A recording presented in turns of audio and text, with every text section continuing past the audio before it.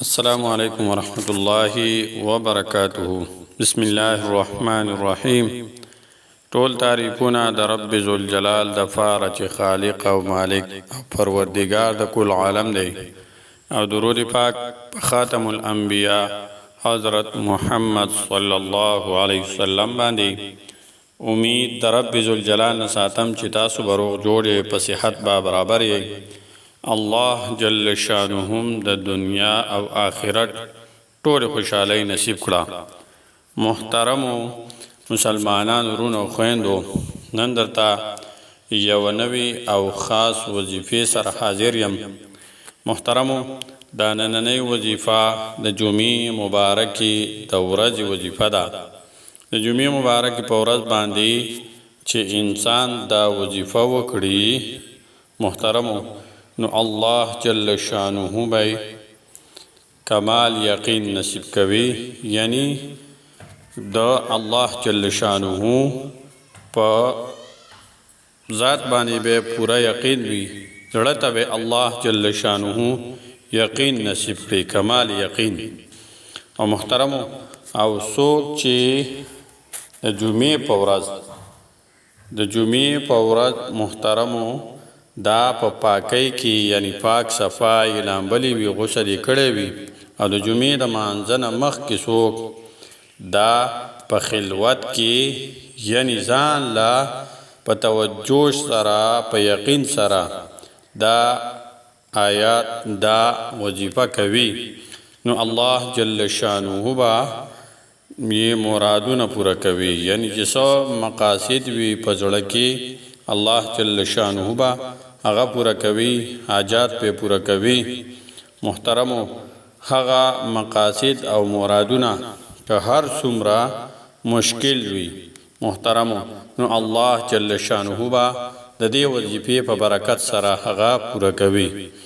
محترمو، او کو یو انسان یې د یو مریض د علاج د پاره لولي، یعنی د هغه مریض د علاج د پاره چې ډاکټران او طبیبان د هغې نه ناامیده شوي وي، نو که دا وظیفه په دغه انسان باندې، دغه مریض باندې ولوستلی شي او هغه پې دم کړی شي، نو الله جل شانه به هغه ته شفا نصیب کوي. محترمو، نو دا وظیفه ډیره زیاته طاقتوره وظیفه ده، ډیره مجربه د جمعې مبارکې په ورځ باندې ده. څه دا وظیفه ډیره مبارکه ده، او څه دا ورځ ډیره مبارکه ده، نو نور علی نور دی. محترمو، راځو وظیفې طرف ته. وظیفه څرنګه ده، په څه طریقه باندې به کول وي، ترتیب او طریقې کار یې څنګه دی. محترمو، که یو انسان وایي چې زه د کمال یقین د پاره لولم، نو هغه له پکار دی چې دا وظیفه دا دی روزانه زر ځله کوي، یعنی 1000 مرتبه دی کوي. چې څوک یې د مقاصدو، مرادونو، حاجتونو، خواهشونو د پاره کوي، نو محترمو، هغه به د جمعې د مانځه نه مخکې په خلوت کې او په پاکی کې، مطلب ځان له به پاک چې غسل یې کړی وي، جمعې د مانځه نه مخکې به کښېني او 200 مرتبه، یعنی 200 ځله به دا لولي. وظیفه څه ده محترمو؟ وظیفه دا ده چې د الله جل شانه اسم ذات دی. که څوک یې داسې لوستلی شي چې الله الله الله الله، داسې هم صحیح ده. او که څوک یې په دې ترتیب سره داسې تلفظ سره لولئ، یا الله یا الله یا الله یا الله، محترمو، دا طریقې هم صحیح ده.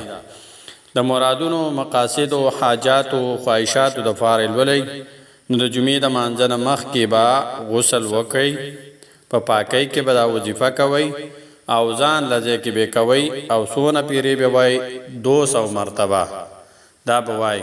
که د مریض د پاره کوئ، محترمو، نو د مریض د پاره به په هغه باندې، په هغه مریض باندې به دا زر پیرې، یعنی 1000 مرتبه وای، او مریض به پیدموي. نو که څوک د یقین د پاره لولي، محترمو، نو دا به 1000 مرتبه روزانه لولي. محترمو ډیر اسانه طاقتوره مجربه د اسم اعظم وظیفه ده، د اسم ذات وظیفه ده د الله جل شانه او د جمعې مبارک په ورځ ده.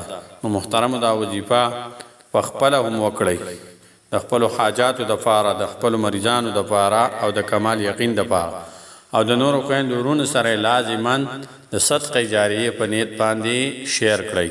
السلام علیکم ورحمة الله تعالی وبرکاته.